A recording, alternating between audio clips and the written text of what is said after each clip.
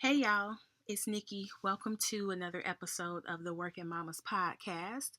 Today is a hashtag career combos episode where I am answering some career questions that I received. This one I received from LinkedIn, and for those of you who are, let me back up. For those of you who are here for the first time, thank you for tuning in. I appreciate you for finding this podcast and coming over to my subdivision of the internet and hearing what I have to say. Um my podcast is really for everybody. There's some small business tips, there's some accounting tutorials for CPA candidates and accounting students. And of course, career combos, hashtag career combos is the hashtag that people use to send me career questions that they have that they want me to answer. And also once a week on LinkedIn, I um I don't know what the official title is. I don't know if it's like a career coach or whatever it is, but I have a setting on my LinkedIn account that they invited me to use where I'm an expert in the accounting field. And so I field these questions from different people on LinkedIn, whether in my network or not, who ask me questions about how to move up, how to get their work notice. They're looking for interns or they're looking for internships. They're trying to land their first job. Just so many different things. And so, being that I've been in the out here in these accounting streets for almost 20 years now, I've learned a thing or two as an employee and also as a manager of people. And so, being a Black woman in corporate America has its own challenges. And whatever I can share with people, especially those who look like me, and give them some insight into how to navigate their career. And they're probably dealing with some similar experience that I've dealt with or that I could still be dealing with. I always like to share that information and really give them a perspective from somebody who looks like them, somebody who's walked in those same stilettos that they're walking in, and just help somebody from the proactive standpoint so that they don't make a bad decision just because of not knowing, just because of lack of information. So, those of you who have been rocking with me, welcome back. Thank you. I appreciate you. I hope y'all got y'all drinks. I have water today. Still pretty good. It's room temperature now, but I have water today. No limes, no turmeric, no ginger, just plain old water. So let me jump into this question that I got. So I got this one from LinkedIn, and the person asks, what new skills do I need to move ahead? And let me see the whole question. What skills do I need to move ahead? And how do I make sure my work gets noticed? So I've seen this question a lot on LinkedIn. So I guess people are in the space of where they're trying to move up in their careers. So we've just come off of annual performance evaluation season, bonus season, things like that. So I feel like now that that's behind us, people have gotten clarity either from their performance review, whether it went well or not, but people are getting clarity on where they are and where they need to be and the steps they need to take to get there. So that's why I feel like I'm seeing this question a lot. Also, that people are trying to get noticed. There's probably been some developmental type of conversations during review season to say, this is where you are, this is where I think you should be, here are some things you need to work on. If you want to be next in line to get promoted, this is what you need to do. So I give advice on LinkedIn and via email all the time, but I have just really seen an influx of people asking this very same question, like, how do you get ahead? Um so how do you even do that? The first step in all of this is defining what get there means to you. Get where? Where is it that you're trying to go in your career or in this organization? Is there a specific role or job title that you're after? And why do you even want this role?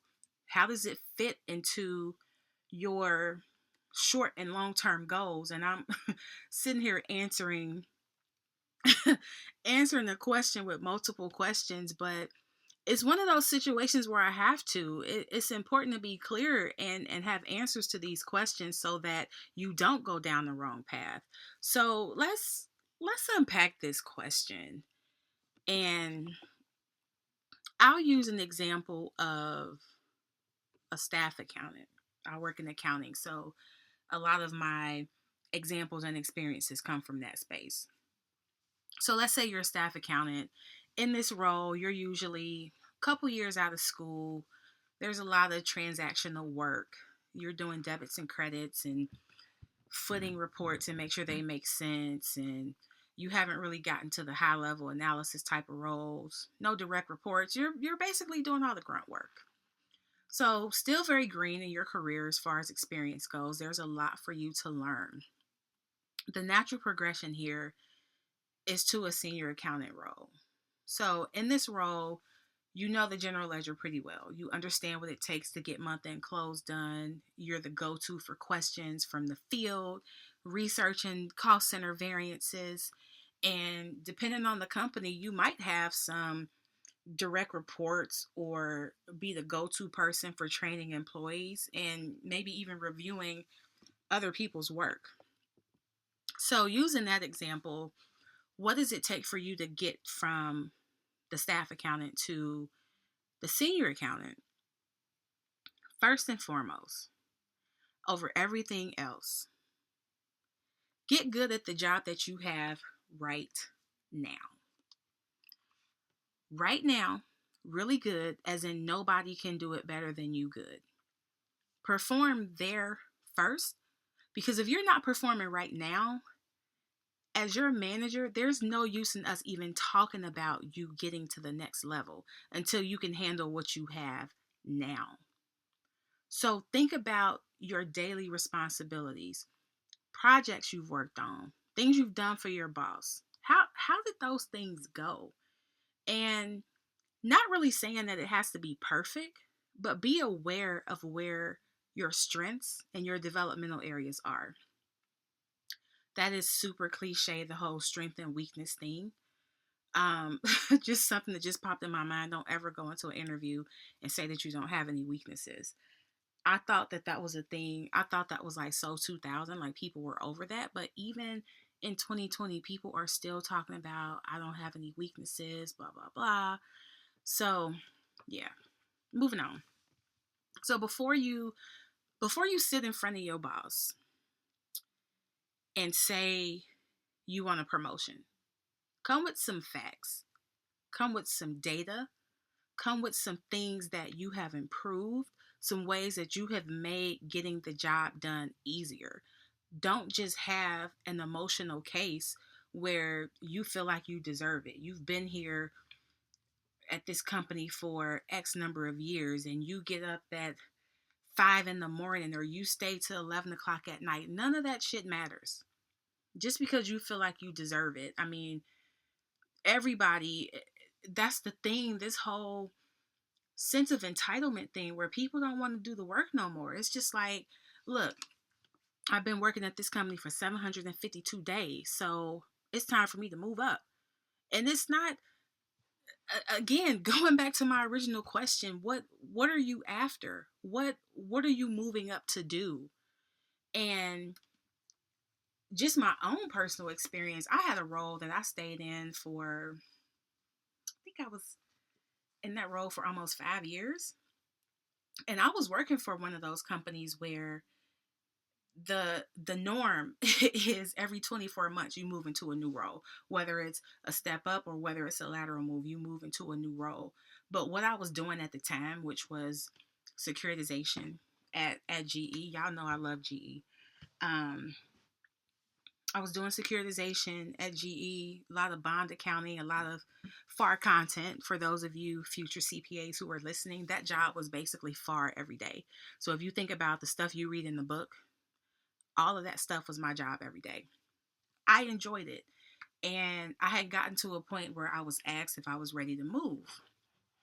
And a part of me was, but securitization is such a niche area of accounting and finance that it's not one of those jobs that you can just find every day. And it's actually really cool once you learn the whole securitization process. But I wasn't ready to go. There were some things that we were doing as a company with our trusts, and it was probably something that wouldn't be done again for decades, probably. And so I wanted to be around to close the loop on that and see how this historic thing was gonna play out. And there were so many things that I learned and did in those 5 years, even with the same job title. So that's why I say be clear on what your goal is, because you can be chasing after something just because it's a title, just because it's a couple more dollars, and it might turn out to be something that you don't want.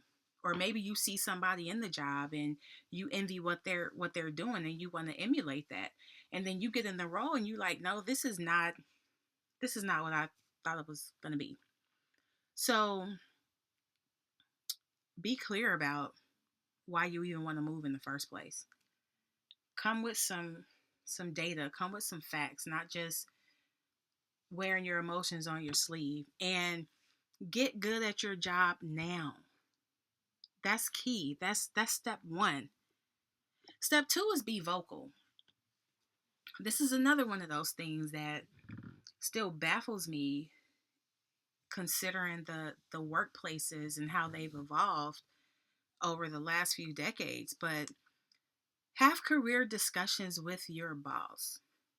There are so many people that I talk to that tell me things that they're working on or things that they're doing that their bosses don't even know about.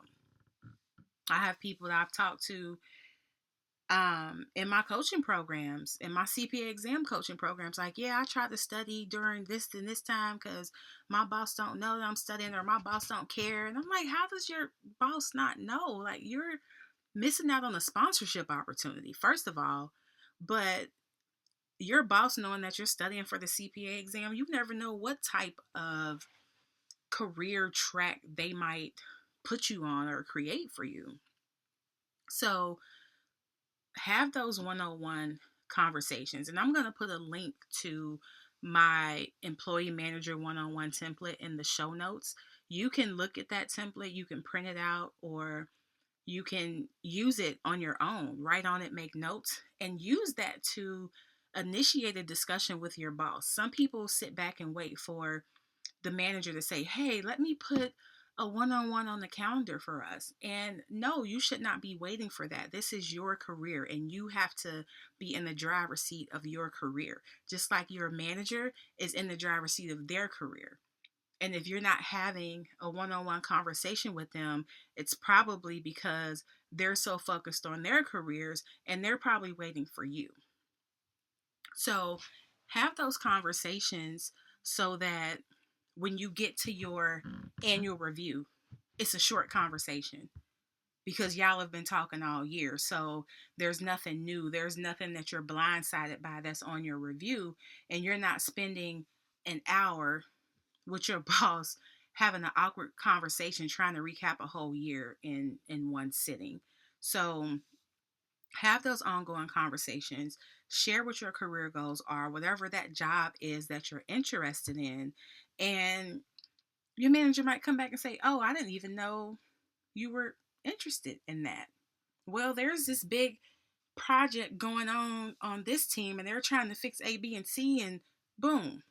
A, B, and C is what you've been wanting to do. So you can get on this project, get some exposure to whatever job you're interested in, and just get a feel for it before you're in it, before you're contracted into it or whatever the situation is, get a chance to get your feet wet and make sure you know what you're asking for. And I'm I'm giving this advice. I use accounting as a lot of examples, but I'm giving this high level advice to anybody.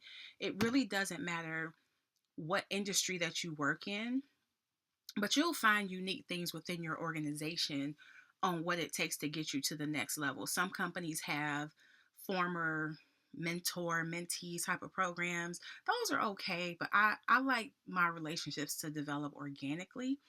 But there might be affinity networks, there might be programs, development programs, so many different things that can give you exposure to what it is that you're after, and to also make your boss aware of what it is that you want to do. Your boss can also provide you with some insight into your performance. They might notice things that you don't notice about your work. So, if you're not having ongoing conversations with your boss, you should be. You should be. So please download the employee manager one-on-one worksheet in the show notes. The first time is going to feel awkward, especially if you're the one initiating the conversation, but there's some talking points on the worksheet that you can use to really help facilitate the discussion, get some direct feedback from your boss, their opinion on how you're performing, what you need to do to get promoted or get to where you're trying to go. Some some managers pay attention and some don't. And it's just like I said, that they are your manager, but they also have to manage their own careers. And that's the priority, and that's the motivation for a lot of people is they're managing their careers and they're initiating conversation with their bosses, and they're probably expecting you to do the same thing. So just keep that in mind. It's up to you to drive your career. You own that. Don't wait for somebody to tap you on the shoulder and offer you a promotion. It does happen a lot of times, but your career is yours to own. The good, the bad, all the twists and turns are your responsibility. So that's why I created that sheet, to make it easier for you to have these conversations and grab it, use it online, share it with your boss, hashtag career convos, and let me know how your meeting goes after you talk to your boss. Because I've had some people who download this worksheet, go and have a manager with their boss, and I tell them, like, hey, thank you for downloading the sheet. Let me know how the meeting went. And they'll come back and say, oh my God, it was such a great meeting. I don't know why I didn't do that before. My boss is actually really cool. And we have a follow-up conversation. And it really just gets the ball rolling and helps you to get to where you're trying to go and have some support behind you so that somebody can advocate for you when you're not in the room. So, third and last thing that it takes to move up and make sure that your work gets noticed goes back to what I just said about the projects, is that you have to spend time with that job that you're after. So if you're a senior and you want, or if you're a staff accountant and you want to be the senior, spend some time with the senior, get exposure to what they do. You might have it in your mind an idea of what that job entails, and then you sit with the senior and you job shadow them and you're like, oh no, I don't want to do this. This is not what I thought it was. So, going back to point number one, be clear on where you're going. Why do you want the job? Do you understand what it really takes beyond the money, the title change? Um, Make sure that you're clear on that. And there's so many things, just so many things to do, so many things to be aware of and think about. And so put your goals on paper and have a roadmap to help you get to where you want to go. And as you go through your career, or if you're listening to this episode at work, definitely share it, hashtag it career combos, or tag me at Nick Winston CPA, because I really want y'all to make the right decisions. And if I can help you through this podcast avoid some missteps in your career, then I'm all for that. Um, so on a personal note, I have always been pretty vocal with my managers about what I wanted to do with my career. Most of those conversations I have initiated, but there were certain environments and workplaces where the manager had basically laid a path for me to move up in the organization. So your promotion could be in motion right now. Oh, I like that. Your promotion could be in motion. That's cute. I like that. But anyway, but it could be happening behind the scenes and you don't even know. You can be getting implicitly groomed for a promotion. So maybe if you are taking on some extra work from the boss, or the boss is coming to you and asking you questions about how things are going and what things do they need to be aware of. So then this is where that implicit grooming, and why I say don't rush to get a promotion, because it might be working. It might be working for your good and you don't even realize it. Because these closed door conversations do happen. And when you have mentors, advisors, and sponsors in your corner, and it's time to sit with the senior leadership team and talk about the staff and talk about who's ready for a promotion and who's not, make sure that there's somebody or somebodies in that room that's advocating for you. So another point, I'm done with my three, but another point I wanted to make about mentors, advisors, and sponsors, the key to getting ahead and moving up in any company is to have support. Doing your current job well, sharing what your career goals are, and get exposure to those jobs that you want.